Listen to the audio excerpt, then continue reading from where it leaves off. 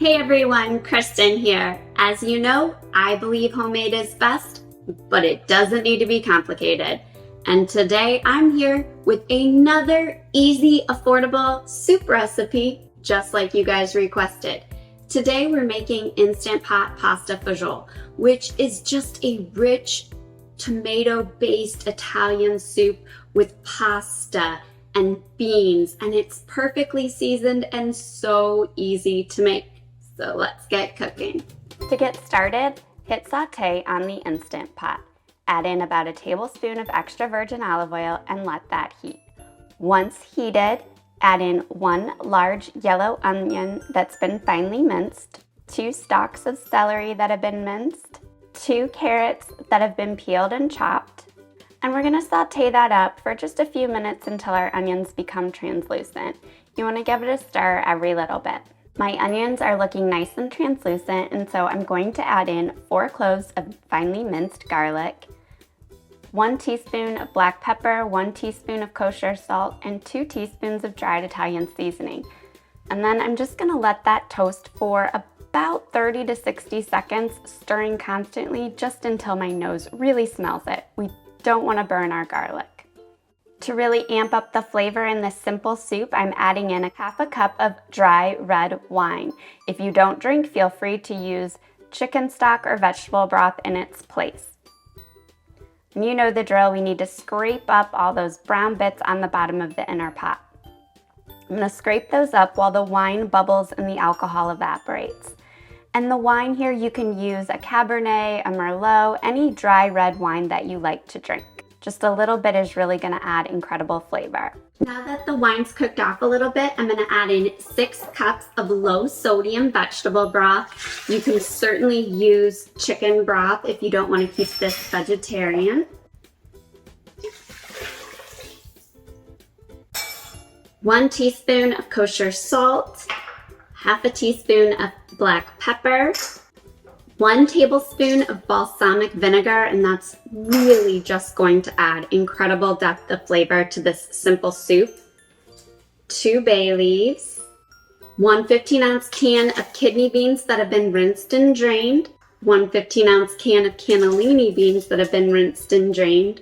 You can use anywhere from a half a cup to 1 full cup of dried pasta. I have little ditalani, I'm probably butchering that name, but you can use elbow macaroni as well. You can use a half a cup to a full cup. If you want a really thick pasta fagioli soup, you want to use a full cup. Today I'm using a half a cup. My husband likes it a little bit frothier, but do what you like. And then I'm going to give that a stir to incorporate. We're going to add our tomatoes.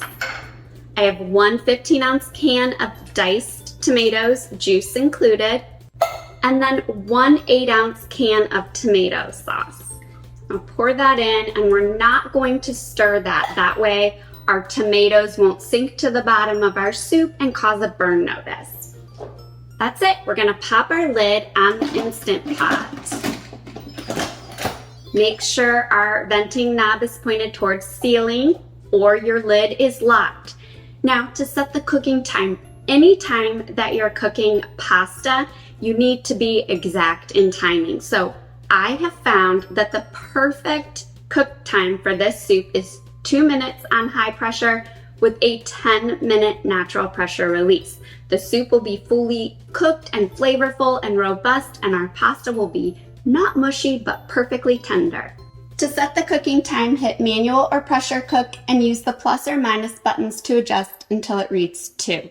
Once the cooking time has elapsed, allow pressure to release for exactly 10 minutes. That will ensure your noodles are perfectly cooked and not mushy. And then you want to do a quick release of any remaining pressure. To do this, you want to stand back and use a long utensil to knock your venting knob from the venting position to the sealed position. There's a lot of steam in this soup, so you want to stand back so you don't get burnt from the steam, and it'll take a minute or 2 for it fully to have been released. Once the steam has fully released, open up your Instant Pot and your soup is ready to dish out. All right, I'm gonna finish this soup off with some freshly grated Parmesan cheese, totally optional. In fact, this soup is vegan friendly if you leave off the cheese, but I love a little Parmesan, or a lot of Parmesan. Go in for a bite here. The pasta looks perfectly cooked. Just smells so good.